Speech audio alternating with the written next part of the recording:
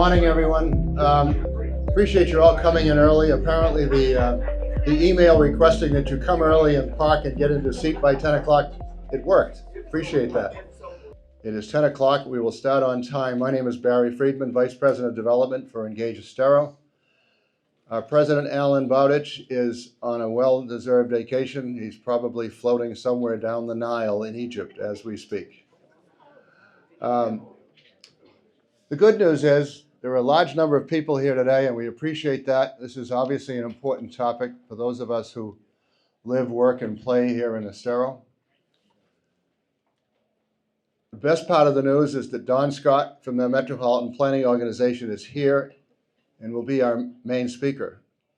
Unfortunately, we were informed yesterday that Brian Bolus, the communications director of the Florida Department of Transportation, will not be here today. So what we've done in its place, if you have a question that ultimately is you want to address to the Highway Department, the Florida Department of Transportation, you will have the opportunity to queue up to the microphone, ask your question. The questions obviously are being recorded. There's a video that's being recorded. It'll be on YouTube. And all of the questions will be sent directly to the Florida Department of Transportation for them to respond directly to us, which we will then publish in our usual way. I've been involved with Engage Estero for over 25 years when it was in Estero Council of Community Leaders. One of our early advocates, workers, tireless workers, was Lou Fratarelli. Some of you might have been here a couple of months ago when Lou and his wife were here and they announced their retirement. Unfortunately, Lou passed away a couple of weeks ago, and in his memory, his wife has asked that any contributions that people would like to make in his memory be sent to Engage Estero through a specific educational fund.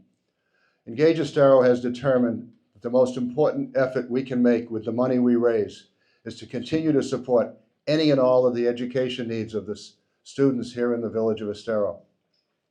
You'll hear more about that as the season moves on. So we're sorry that we have to tell you that Lou has passed on, but his memory was very important to us. He's a very important guy. He helped us through a lot, especially for those of you who live out on East Corkscrew. Lou lived out there until a few months ago, and he worked with the Transportation Committee way back in the days to be sure that at least when eventually they started building out on East Corkscrew, that there'd be a road more than a cart path. And that's happening, and we know it's slow, but it is happening. I'm just going to introduce Don Scott. Don is the Executive Director of the Lee County Metropolitan Planning Organization. I've known Don for a long time. He's been very active with the organization, leads a great team of people, some of whom you'll meet at various meetings. So without further ado, Don, it's all yours. Thanks. So I'm going to touch on how Alan wanted me to put it together. So this is what he asked: why developments are outpacing road infrastructure, can we catch up, funding options, the touch on the Estero 2024 traffic study, and what does the future of transportation look like. So this is a wide open question, and then I have actually one that I couldn't figure out where to put it, so I'll ask it at the end of this too. So number one of our biggest issues right now is the capacity and maintenance project costs, and I'll touch on that a little bit more, but obviously the costs have been going up tremendously, and I have a graph that or some data that kind of shows that. Legislation changes have limited what developers can get. It's getting much harder to get what you want from developers as part of the process, and it just, every year there's something new in there. More recently is impact fees, but if you go back like 15 years, it was concurrency and then what you could get from there as well. Time it takes to widen a road from design to construction. I got a table up here that shows, or a figure that essentially shows from FDOT. The county's a little bit different. They don't have to go through a project development environment study as long as they're not going after federal funding, so it can be a little bit quicker, but a little quicker might be 8 years versus 10 years. Opposition to project projections, studies, and projects that impacts the delivery. That happens all the time. When we had a downturn back in 2007, 2008, Everybody said, don't worry about it. Traffic went down about 10%. They said, you don't need that project anymore. Well, we just kept growing. At that time, I don't know how many were around at that point, but there was a whole toll authority going on with I-75. That was before it was 6 lane. And at the time when it disbanded, and that would have been linked in with 951 and some other stuff too, when it was disbanded, the chair said, we're going to regret that in about 20 years, and boy, he was right. Other use of the right-of-way impacting schedule costs and future widening have examples of utilities being one of the issues where, I had a different job about 20 years ago, and where a road we knew we were going to be widened, not right away, 10, 15 years out, they put wells up and down one side of it. So that kind of gets away from, okay, we're gonna have to buy a lot more right away, it's gonna impact more people, that type of thing. And the only thing we hear from the other side was water is more important than roads. I should say, as part of the whole thing with other things that impact it, you got permitting issues. Permitting can take a long time. Sometimes it kills your project too. One of the things that's going on right now is we used to kind of assume 3 acres per mile for stormwater retention. That changes in June. That goes up 3 to 5 times that.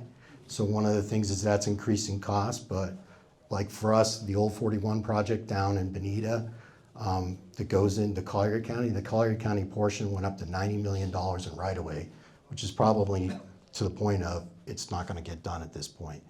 So the last one I didn't put in there was I had a different job 20 years ago, and I used to meet with developers all the time, and one of the comments from the developer was out east on 41. It wasn't affordable housing. It was 2 lanes. This is down in Collier. And he said, if I don't get this road widened to 4 lanes, I can't sell any of my houses. If you look at what's gone since that time, I know people live out Corkscrew Road. It's 2 lanes. It's, I go out there, see Verdun, how much that's been grown, and it just doesn't seem like it's stopping anybody. Babcock, 31, 2 lanes. It is getting widened to 4 lanes right now, but same thing, it didn't stop. I don't know what happened from the consumer side of that. So this is, I wanted to go back 30 years, and I'll tell you why in a minute, but I couldn't find data that was accurate enough, so I went back 20 years. So if you look at it, new 4-lane urban interstate in 2004, 5.96 million a mile, now 23.9 million a mile. So everything in here, that's like 4 times, but pretty much everything in here is 3 times. 2 to 4 lane, urban divided 3 times. And even in the resurfacing side of it, you can see that's about 3 times as much. So this is how FDOT gave us, and I will tell you a little more description to it. This is what they've given us before about how long a project takes. And we've been saying for years it's about 10 years. But I will point out, project development and environment study, the average in FDOT, when I asked about 2 years ago, is 4 years. So you can tell that 2 years is not quite right as part of it. But anyway, usually we were talking 2 years for PD&E, 2 years for design, 2 years for right-of-way, more like 3 years now for construction. So obviously it takes some time. And the one thing, when you start looking at it from that perspective, is that Mark does these, what's been built out Corkscrew Road. Over 5 years, I was counting 5,000 homes, and I got about halfway through our process in that time frame. The other thing obviously impacting that is, if you say, hey, impact fees are collected at building permit. Well, building permit means you've probably done in a year, maybe 2 years for a house. That's a long time for us. So these are the gas taxes. Even at $4.09, I think I drove by this morning, it's about 55 cents. Here in Lee County, we have the maximum for local option gas tax. We can't go any higher than that. So why do I say why I want to go back 30 years? It's because the gas tax has not been raised, the federal gas tax, since 1993. So obviously what's changed since that time, even though the gas tax has not gone up, is project cost. Right now, the bill, we're in a current bill, it's going to end the end of September. Who knows at that point? Usually they do continuing resolutions to keep it going. Sometimes they shut it down because they like to fight with each other. So we'll see what happens, but it's about $118 billion short. If you look into the future, it gets to be 200, 300, 400 billion. Essentially, you're passing a bill that doesn't cover enough of what you're collecting in gas tax. The only gas tax that has a CPI index is the state one. We've had conversations about trying to do the CPI index for the local, and that's never gone anywhere in the legislature. For this year, I looked it up, and it's going up about 0.5 cent. State legislation to address EVs. I had that number from, about 2 months ago. Every year I look at it. I think the last time I looked at it before was 37, the time before it was 34. When I looked at it this morning, it's actually 41 now. So there's 41 states that have some kind of an EV registration fee. The legislature's been bringing it up essentially every year for the last, 7 or 8 in some form or another, but it never goes anywhere. So why do I have this one on here? Because it makes it look like we have tons of money to do everything we want to do. I'm going to point out these two right there, the second and third row there. Those two, it's about $300 million. That time, like when we did the long-range plan last time around, that was $1 billion. So that's a big difference. It's about 70% less. That's essentially the state highway system that's not like I-75. Most of the top line there, that's the SIS, that's I-75. The portion that is going to be widened up to Corkscrew Road fairly soon. We'll talk about that in a minute. And then the part north of that, that's probably like 15 or 20 years away at this point. But anyway, that's one of the things I wanted to call out because it's from the state side of it, they're kind of correct in the sense is we never gave you that amount of money. And it's true, I had raised that with the board before, is that, hey, they say we're going to get this amount of money and we never got it. Now, half of that, I can see it. 70% less, not quite. So county revenues versus project cost. Currently is about $70 million a year that's available for capacity improvements. And that's between gas tax, impact fees, toll revenue, and there's some other things in there. We don't count the grants when we're projecting something out, but yes, we get grant money as well. But the county's 3-tier project, if you've ever seen that, they usually do it about this time of year. We did it last month where they present their priorities over 3 tiers, essentially the top tier, middle tier, and bottom tier. Adding up in present day costs, and if you look it up, it could be in inflation or not. That other table I just showed you was inflated, and if you're like 20 years out, that's twice as much. So if it's $100 million, they'll show it as a $200 million project. But anyway, the 3 tiers of project is $2.5 billion. You divide that by 70 million a year, and you can figure out it takes quite a while to get through that process. So one of the things that's always raised is what can we do about it? They're not doing anything with the gas tax. And I put on the bottom here the impact fees. Now, if you haven't touched them in the last 5 years, you can't go over 50%, and that's us here in Lee County. And if it's raised 25% or less, it's got to be phased over 2 years. And if it's raised 25 to 50%, it has to be phased in over 4 years. So we're not solving that gap. So one of the things that I had looked into was doing a 1% sales tax. Now, I started out with a bunch of different scenarios. I took their list, I looked at the state projects, went at 0.5%, but I wasn't getting where I would expect expectations. I ended up doing a 1%, and over about 12 years, I could solve all of the 3 tiers of the county projects. To do that, obviously, a referendum is required. You have to do it at a general election, so it would have to be this year, which is too quick, or it'd have to be in 2028 would be the next time. The deposit funds can be used on transportation only. So as a charter county, you can do a transportation only one. There are other ones you could do, like an infrastructure one if you wanted to cover buildings and other things like that as well. So this is essentially what it raises, a 0.5 cent, and as part of that process, each of the jurisdictions will get money as well. Essentially for the county portion of it, for a full cent, it's $151 million a year. I'm going to talk a little bit about the projects in the future. This is what's in the cost feasible plan. We do have a bunch of bridges that need to be replaced over time. Obviously, if you've seen the news over the last few days, the State Road 31 Wilson-Pygott Bridge, That's going to get a full replacement, but the grading and stuff was coming up and had to be replaced to make it last another 6 or 7 years until the bridge gets replaced. Those are definitely issues throughout the county. A lot of the bridges were built in the 50s, 60s, 70s, and you get to about depending on the bridge, 50 to 70-year lifespan, they need to be addressed. So anything that looks like a pentagon is a bridge replacement on there. Anything that looks kind of like a diamond is an interchange or a major intersection improvement. Let me touch on a couple of projects. The Alico extension, number 2 and 3 here, and the Cape Coral Bridge. 2009, when I-75 was widened from about Golden Gate to Colonial to 6 lanes, that was $400 million. That was the largest transportation project in Florida at that time. Both of those projects are over $400 million as well. So you can see how things have changed from that standpoint. So as I said, the widening of I-75 is up to Corkscrew. That will happen over the next, when it starts, it's called a design build project, and they're gonna do it like segments. And I guess as the companies go, they can move next segments and stuff. It looks like it takes about over 6 years based on the way it's shown, funding-wise anyway at the moment.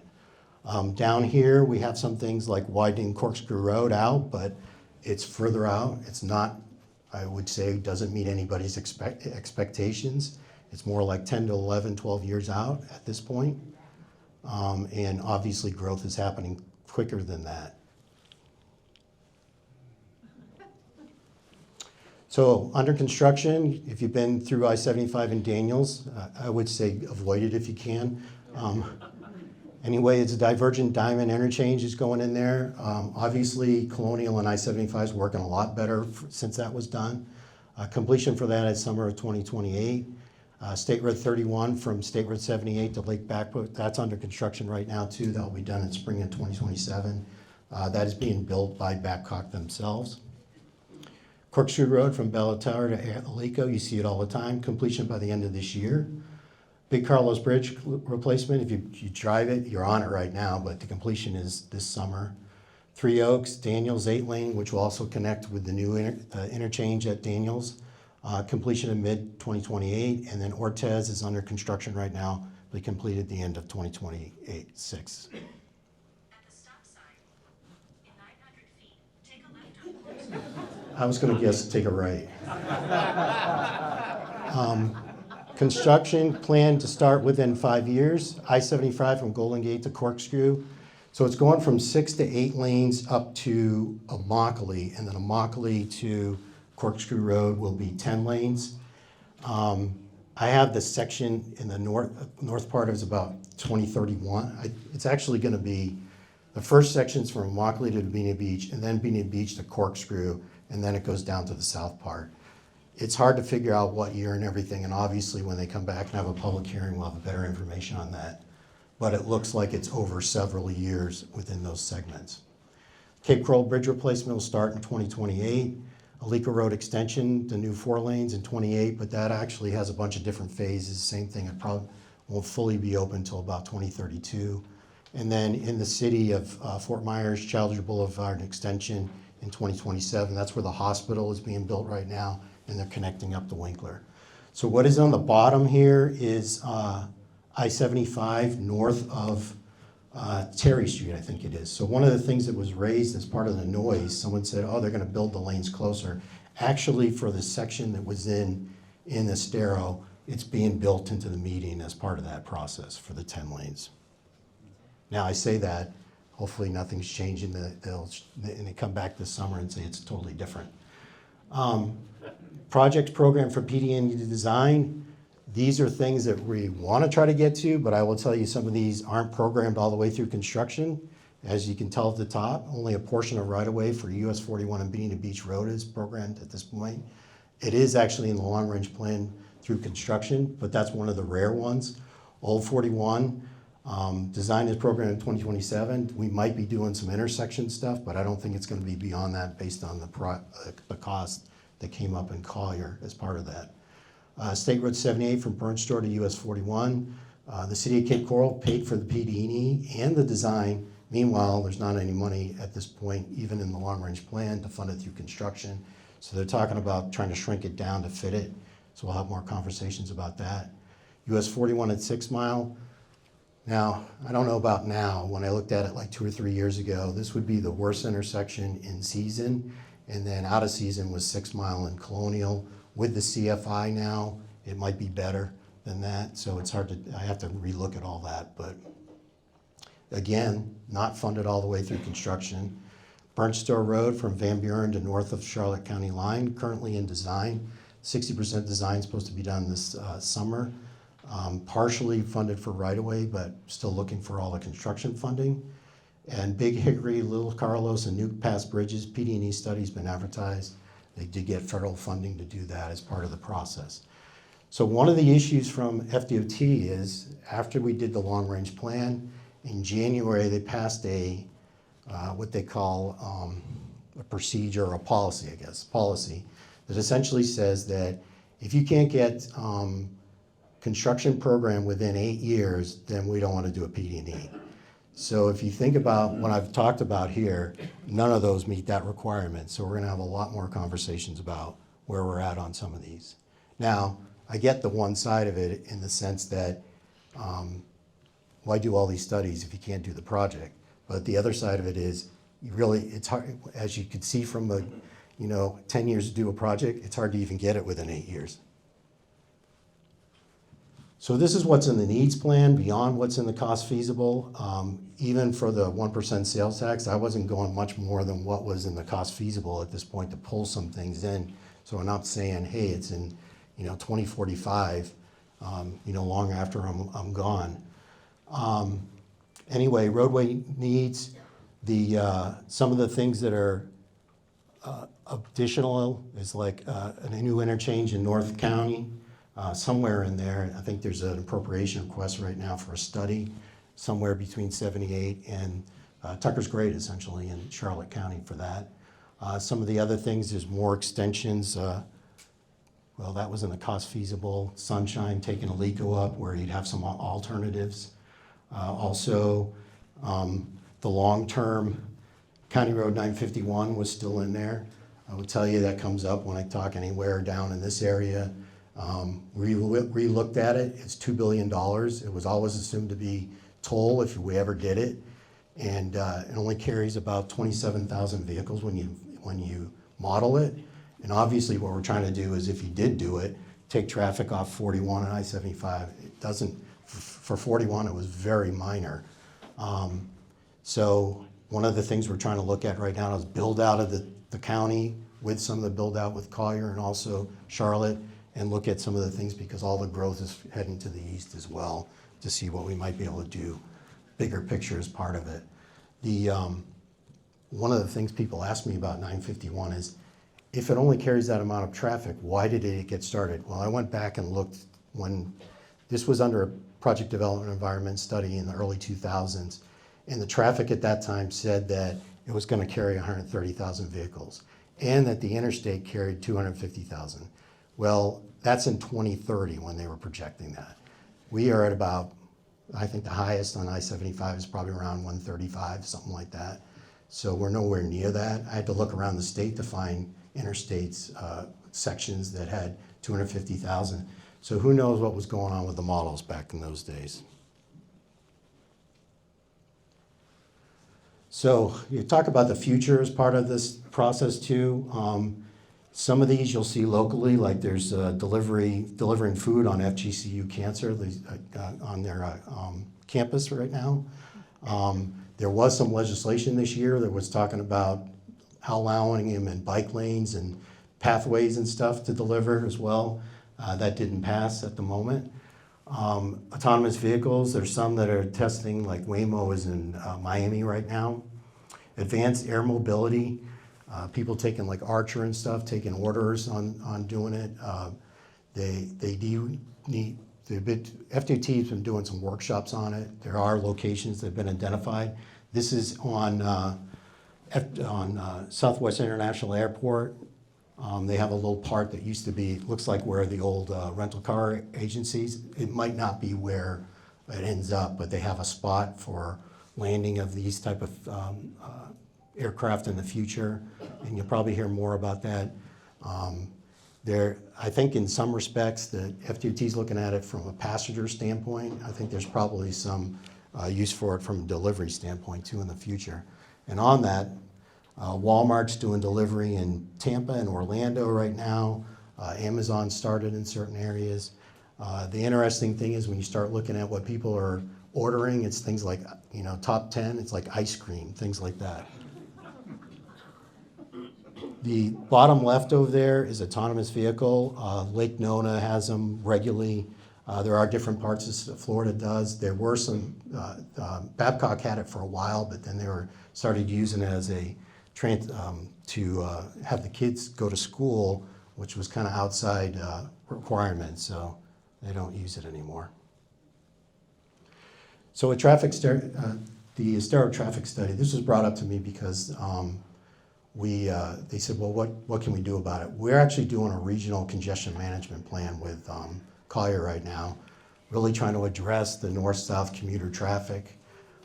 So one of the things I did was shared this with the consultants working on that, because there are some recommendations we can include within that. We have a certain amount of money we can spend on congestion management projects. So, adding turn lanes, doing things like that. And I will tell you though, one of the things when you start reading through documents and they say, well, fix the timing or whatever, during peak, if you're out on 41 northbound from 4 to 6 in the evening, or 7 to 9 southbound, and there's not much timing you can do there because it's just too many cars going through the intersection. Obviously some off-peak times, stuff like that, there's probably some adjustments, but I have complaints all the time where people come in and they say, we need more time east-west, and then someone else will come in, we need more time north-south. At some point, you can't adjust it more than that. So we are we'll look at the improvements that are within there and see what we can do as part of that process, and obviously the city and the county has a say in some of these as well. So that's what I got. If you have any questions. Good. I guess, If you have a question, you need to go to the microphone. Okay, great. So my name's Tom Greenhaw. I'm an engineer. I live in proximity to the planned expansion for I-75. And my understanding is there might be a gap in the sound barrier in the areas where I live. So I kind of looked into the policy, and the Florida Department of Transportation policy is that if anything is above 66 decibels, then it should be considered for some kind of sound barrier and remediation. So being an engineer, I have the capability of doing sound monitoring. So basically, the sound monitor device here, I placed in 2 locations in residential areas in the Lanai living space area, mine and one of my neighbors who's a little bit closer. So this is the one that's a little bit closer. And it's obviously dark, you can't see, but the dark line here is at 66 decibels. So she's at above during the day, obviously between 2 and 5 in the morning, it dips way low. The big dots are major peaks.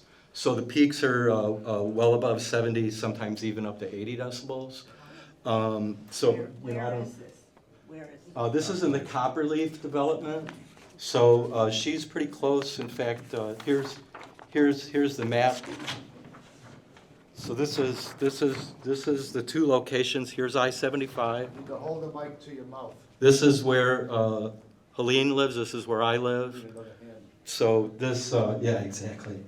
So Helene's place obviously is a little bit closer, but the chart here, which is also available on the internet, shows that it's certainly well within where we should have remediation and no gap in there. So I wanted to basically, since this is a question, was a sound survey done in that area to decide why there would be a gap in the sound? What can we do? How can I provide this evidence? I know the Florida Department of Transportation would just kind of take this as an advisory kind of a thing. But how can I present this to the right people? How can we make sure that the health and welfare of the residents is being considered? I know that there's a balance between budgetary constraints, but having the small gap for two communities in the wall just seems unwarranted. So what can we do? You can have this. Okay, And can give you the. let me have that, yeah. Yep. So, did you see the noise study that was done, that was in draft? No. Okay, so, that was posted online, and somebody here had it and sent it to me. Because That was probably me. the actual noise study the FDOT did. No, not that. Yeah. What happened was, they advertised for the public hearing, all the stuff was put online, and then something happened when it was being reviewed of going through the project development environment process. The public meeting was postponed, and all that stuff came off. But someone in the meantime, I didn't do it, I just thought it would be there when I wanted, had downloaded it and sent it to me. So that's probably one of the first things you need to look at. And yes, we had, at our MPO board meeting, this last meeting, we had members of your community, I guess there's several communities in there, the Brooks, that came and spoke to our board, got a resolution from our board about supporting, trying to meet what the people are requesting as part of the process. There are gaps. There's a gap south of where the one that's in there right now, where the green space is, and then there's some gaps in there in the other locations. It definitely has when you look at it, you go, well, how come it's over on this side in front of these, in the study, over in front of these buildings, but not in front of these that look exactly the same? Like some of them had a thing like this, and it was over in front of this, but not the other. I don't know. I'm not a noise expert. I looked at the study. It says in the document that they will determine, the finalized part of it as part of the design.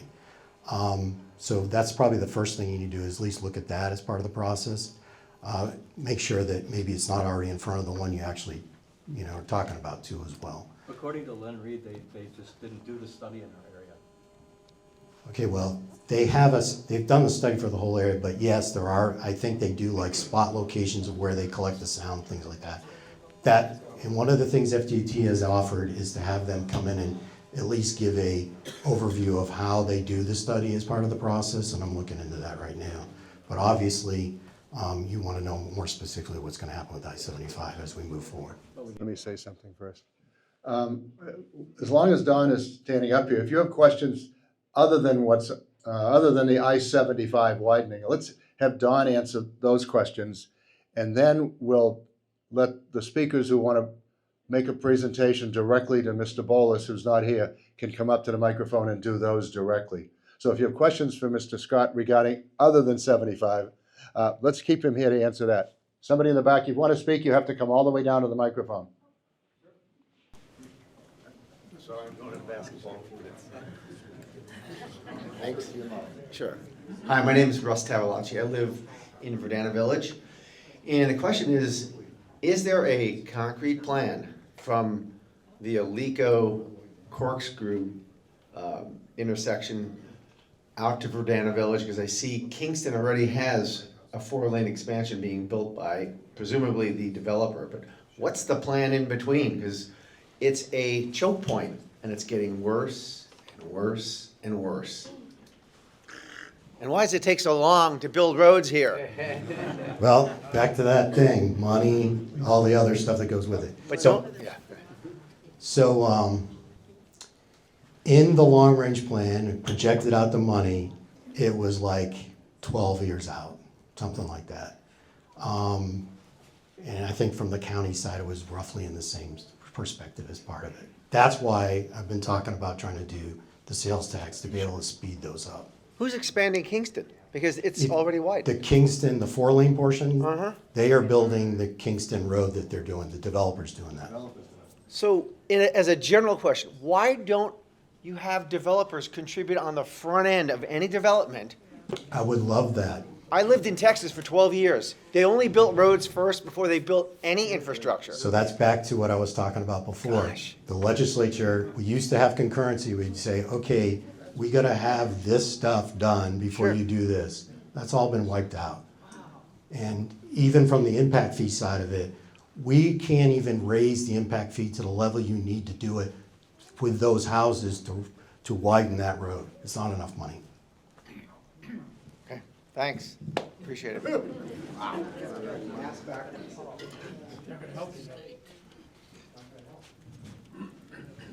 Thanks.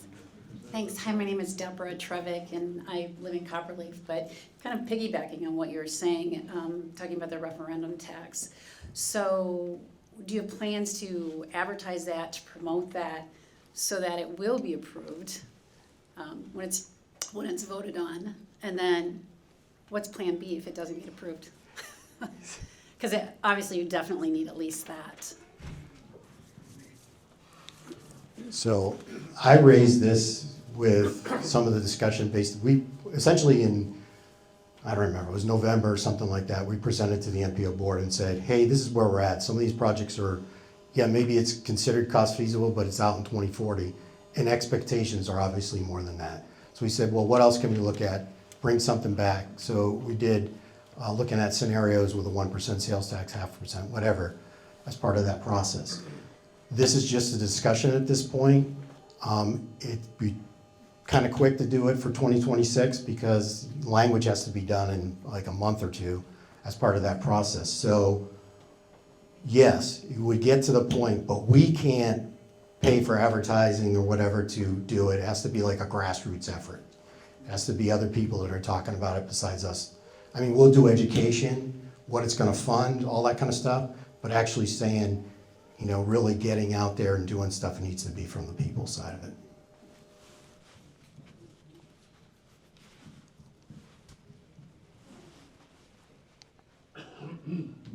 Thank you.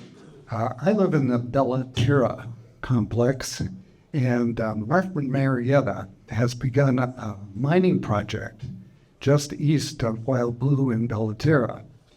And I was wondering whether that would have any adverse consequences for the Corkscrew Road widening project. It goes all the way out to the Alico Road, the property that they own, and they're talking about blasting for many years. Well, not knowing exactly what they're pulling out of the ground, it might actually help the road widening, because sometimes you use all that base and everything else to build the road. I don't know enough about that from, to answer all those questions about the mining that's going on. So if you'd like to now get into the questionings that we can pose to the Florida Department of Transportation, we should thank Don for spending so much time with us. And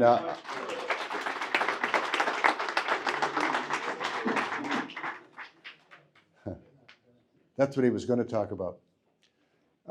Mr. Reed, there was a gentleman from Copperleaf who's like to come to the microphone to make a statement that will be turned over directly to the Florida Department of Transportation.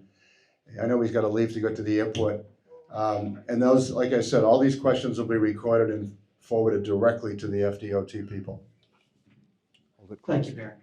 Good morning, and thank you for the opportunity to speak. Quite naturally, we're a little disappointed that Mr. Bolus wasn't here today to meet with us and answer our questions. My name is Len Reed, and I'm the former president and current director at Copperleaf Community Golf Club and Community. And I've been working closely with Steve Chappell, the president of Shadowwood, and the leaders of the other Brooks communities, including Double Point, to represent our residents and communicate our concerns regarding I-75 expansion and the need for effective noise mitigation. This basically represents some 3,000 homes and 7,000 citizens down here.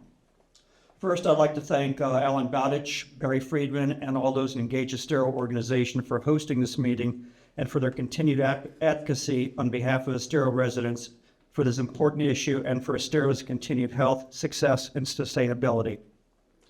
I'd also like to recognize and thank the Village of Estero, especially Mayor Joanne Ribble and Councilman Jim Ward, for their leadership and strong support in advancing a resolution on this issue a few months ago. In addition, we're very appreciative of the support from Commissioners Malika and Petrosky, Mayor Ribble, the MDO board, and also to Executive Director Don Scott for his clear and thoughtful presentation that helped lead the MDO unanimous resolution in support of a continuous sound wall along the Brooks corridor. I'm speaking today on behalf of the Brooks communities, including many residents here this morning who live directly along the I-75 corridor. As we've discussed previously, the expansion of I-75 from 6 to 10 lanes is understandable from a transportation standpoint. However, it will also bring increased traffic, higher speeds, and increased noise, impacts that will directly affect the daily lives of thousands of residents. For us, this is fundamentally about the quality of life, health, and the long-term value of our homes and communities. A continuous, properly designed sound wall, which is listed in their study, is a practical and proven way to help mitigate those impacts. At the same time, though, I want to be candid and constructive about one ongoing concern. Many residents and community leaders have found it difficult to obtain clear and consistent information regarding the noise studies, the assumptions behind them, and how final decisions will ultimately be made.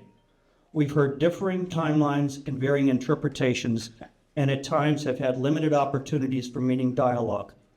Today, quite honestly, is an example of that, when we're expecting to see them and they don't show up to a meeting.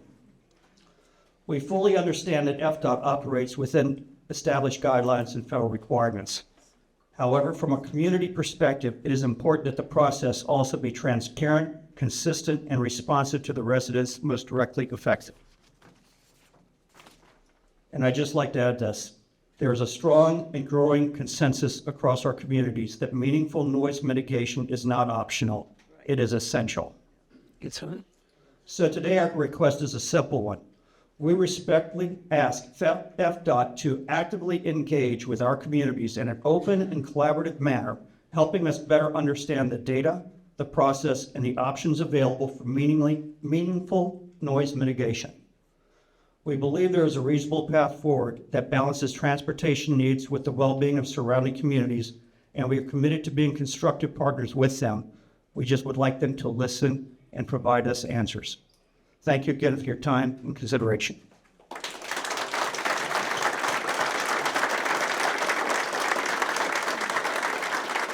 In addition to this that comment going directly to FDOT, you probably noticed that there's a gentleman here from Wink News. It's important that we continue to communicate your concerns directly to the people involved, which is really what Engage Estero is all about. It's bringing people like you together to engage, inform, and then make an impact on what we do. And that's why we think Engage Estero is pretty important to the future of those of us who live here in Estero. Anyone else would like to make a comment directly to Mr. Bolus, who's not even here? Sure. Come on up. One at a time. Thank you. I'm Randy Schumacher. I'm also from the Copperleaf Golf community. And I'd like to echo Lynn's comments, but go a little bit more specific in terms of the type of information that would be very helpful from the public's perspective to understand the process and how the decision-making is going within FDOT. So I'm going to start from this premise and just ask 3 questions, central questions with some components to them. The first one is, when will the I-75 Project Development Environmental Impact Study be released? You know, there's a lot of us that are here full-time. I'm one of those full-time residents.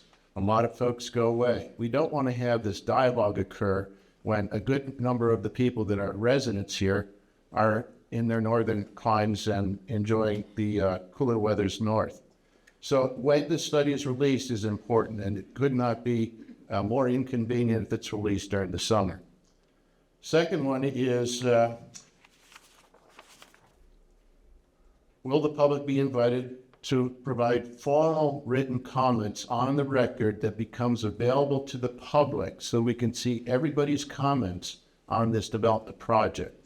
I did a lot of work with the federal government. There's a process in the federal government where there's an open docket. When information is provided on the particular subject, that subject then can be released to the public, and the public has an opportunity to assess the value of the data and the findings that occur by the federal government and everybody else who is committed to the public docket. We don't have that information available to us today. It ought to be public. There should be no secrets. There's no reason to hide information if this is a publicly funded project. All taxpayers and that ought to be released. The third one is whether the FDOT or any other federal agency or state agency has done an economic impact. And this is a big project, and this ought to be a model for other projects that occur in the state with federal dollars and state dollars commingled. We ought to know what the impact this is going to have on the individuals affected by the noise, sound pollution, and so forth.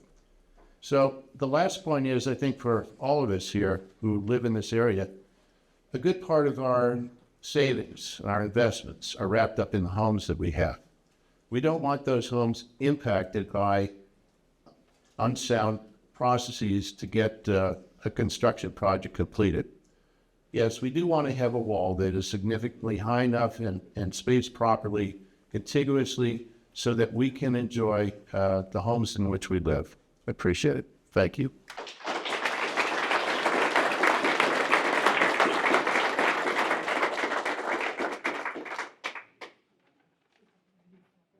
I'll try to keep this orderly.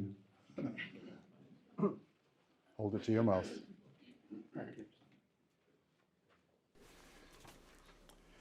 Thank you to Engage Estero for this opportunity. My name is Dr. Lawrence Kosminski. My wife and I have been resident owners in the Copperleaf community of the Brooks for just under 4 years.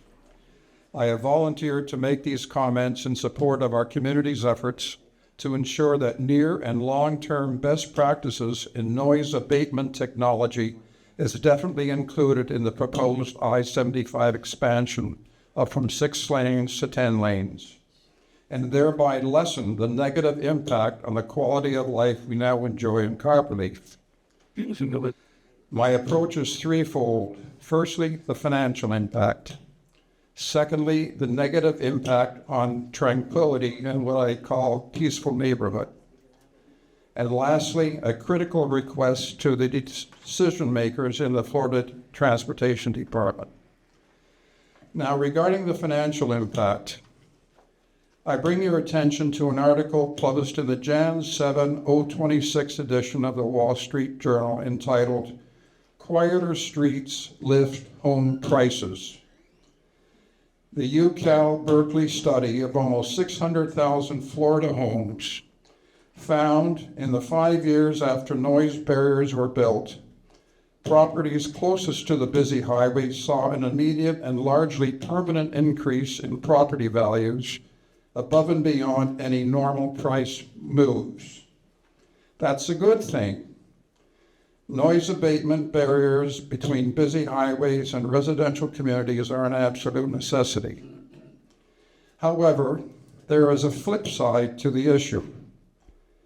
While quieter streets may lift property values, noisier streets will decrease property values. The study authors estimated that traffic noise reduces property values by about $110 billion, that's B with a B, billion dollars nationally. The Brooks communities, of which Copperleaf is one, has about 3,600 residents. That's old data. Undoubtedly, it's higher today. I seriously doubt that any one of them will want to see their investment in their homes decreased by added highway noise from a 67% enlargement of I-75 adjacent to the community. Now, regarding the negative impact on a peaceful neighborhood, our home in Copperleaf is about a third of the mile from the I-75 barrier wall. There are additional residences in Copperleaf that are about 100 to 150 feet from the old 8-foot-high wooden barrier wall, separating Copperleaf from I-75 property. At our home, there are frequent occasions when we do not sit in our backyard and enjoy the view of a meal because of traffic noise from I-75. The current visual barrier, it never was intended to be a sound barrier, I was informed. What will it be like with the added traffic from the I-75 expansion? The I-75 expansion, without the most effective long-term noise abatement installation, will only add to that significant annoyance. So in our opinion, we have another kind of negative impact on the quality of life. Noise pollution, that is tranquility reduction by noise from highway traffic, in addition to the potential negative financial impact of decreased property value.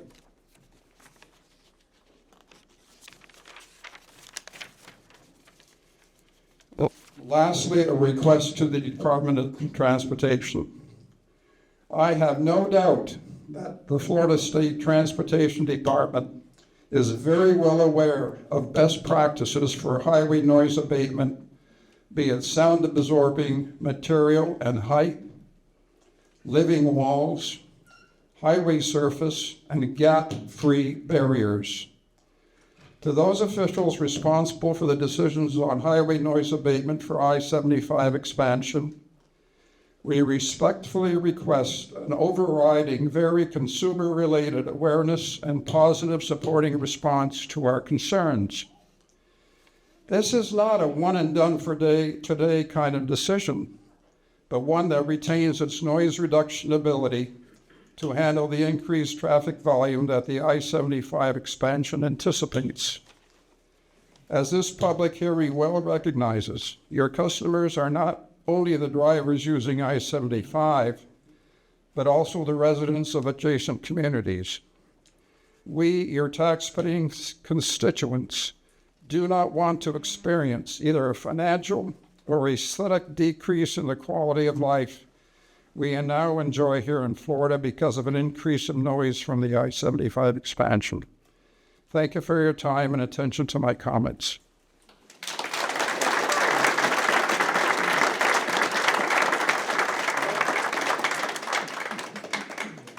I'd like to keep you here just for another 5 or 6 minutes. As promised, we'll try to get you out of here today within an hour.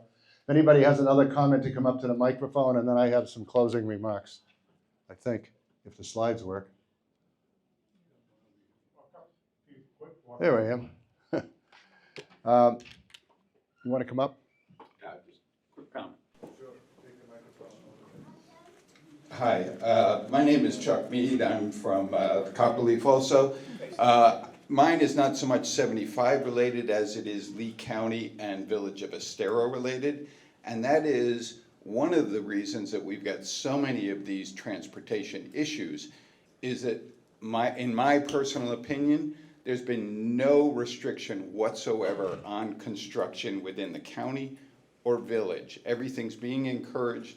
Huge amounts of building are happening of all these developments. And I don't think that the approval of the developments or, the planning of the village or the county has included what the effects are going to be of that.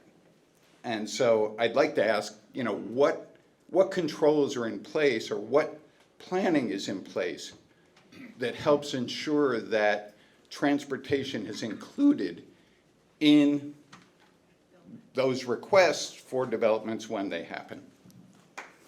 Good question. Good question. For those of you who were at last month's meeting when the village manager and some others spoke about the future of Estero, they tried to address that issue. So I would urge you, if you want to hear what their answer was, literally to that question, go on YouTube, pick up last month's meeting, and scroll through and find a lot of answers to some of those questions. I thought they were quite good. Don, you had a comment you wanted to make? Yeah. I mean, it goes back to what we talked about before, that, well, even going back to the concurrency side where you can't stop somebody from doing it is the other side of it. The litigation side's been bad too, in the sense that and I'm not just talking here, around Florida where you say, no, you can't do that, they get sued, and what they have to pay as part of that process or the settlement side of it, it isn't a one-to-one. Now, what I show in there for needs and everything, yes, that is showing all the future development that we think is going to happen through 2050. But meanwhile, I'm not addressing all those issues because we're back to the money and the time side of it as well. For those of you who have additional questions, comments, or concerns, there's some business cards of mine and some others up front. If I could just 2 seconds. Sure. If I could just hear what you have to say about what you hear is the main problem that you hear from everybody else. It's not really for FDOT or anything like that. Report for weekdays. I just want to get the consensus of what you feel like the overall problem, the main problem is. You don't get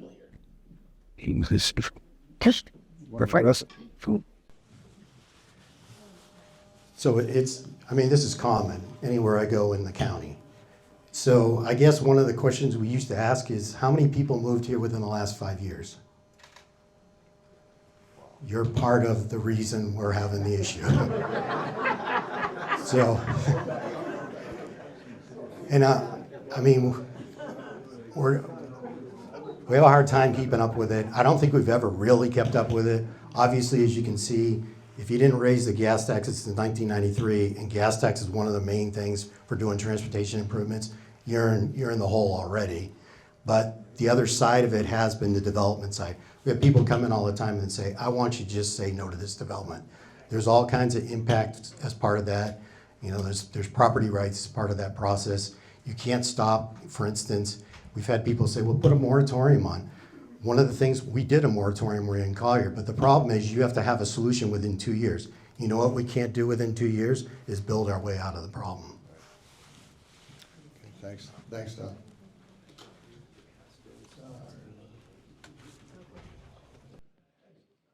So just to recap what Engage Estero is really all about for this past year and what moving forward. The Don Eslick Person of the Year Award and Gala was awarded to Dr. Larry Antonucci back in a couple months ago. He was the President and Chief Operating Officer of Lee Health. He's now retired, but he's also now taken on as Chairman of the Board of the Florida Gulf Coast University Foundation. The public forum last month was an incredible success. We had over 300 people there. We retain our focus and support to gain action on various traffic issues affecting Estero, and that's why you're here, and frankly, that's kind of one of the reasons we're all still here. The reporting by Wink News is really important to us. But we hoped you were coming. Thank you. Assisting students in Estero High School and FGCU entrepreneurial schools in various ways is something you're going to hear more about in the coming year. You have in front of you the annual report. If you look in the inside cover, the inside back cover, there's a listing of about 20 communities that are, quote, members of Engage Estero. If you live in one of those 20 communities, we thank you. If you do not live in one of those 20 communities, we'd like you to come and join us. We do not have any funding for even rental of room space like this from any government or other form of organization. It's all donations, 100% donations. We get no grants. So we have no other way to raise money but asking you to participate in these events where you can make a donation in honor or in memory of someone or just to maintain and keep the lights on.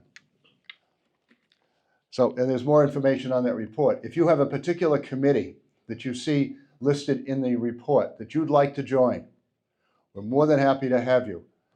Unfortunately, as I said earlier, we lost a long-term member of our transportation committee in Lou Fratarelli.